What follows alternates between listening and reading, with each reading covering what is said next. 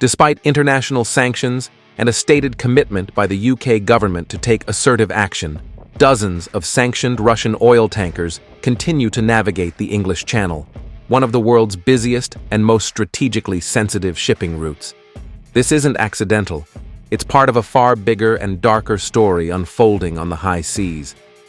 This came after the French Navy has intercepted one of Russia's sanctioned Shadow Fleet oil tankers in the Mediterranean with help from Britain just a day before. Emmanuel Macron revealed that French forces had boarded a vessel this morning with Allied support. The French president said the ship was subject to international sanctions and suspected of operating under a false flag. Meanwhile, Ukrainian President Volodymyr Zelensky also called for the seizure and urged sanctions against the wider apparatus of the fleet. According to reports, around 42 tankers have been blacklisted by the UK making this voyage since January.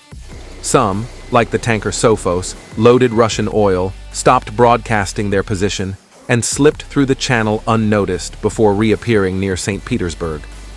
Another, the Nasledi, switched name and flag to disguise its identity before carrying around 100,000 tons of crude right through European waters. All this happened after UK officials were legally cleared to detain such ships, yet they kept moving. So, what's really going on? To understand this, understand what experts call the Shadow Fleet, a hidden network of oil tankers that help Russia evade Western sanctions imposed after the 2022 invasion of Ukraine and keep its oil flowing worldwide. Reports say that these aren't ordinary tankers. The Shadow Fleet is made up of hundreds, potentially over 1,000 aging oil vessels, whose true ownership is hidden behind shell companies and opaque registries.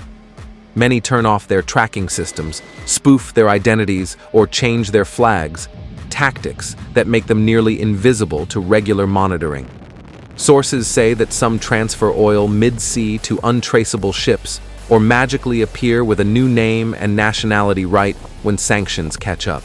Sanctions are meant to stop Russia's oil revenue, but instead, this shadow fleet has kept crude flowing to buyers in Asia and beyond, often above the G7 price cap.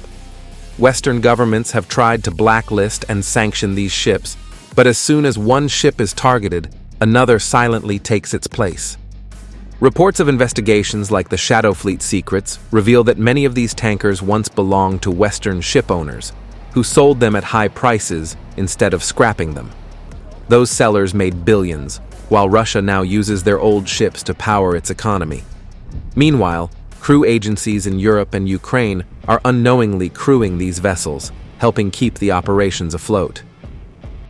According to experts, the Shadow Fleet doesn't just undermine sanctions, it poses environmental risks, navigational dangers, and serious geopolitical headaches.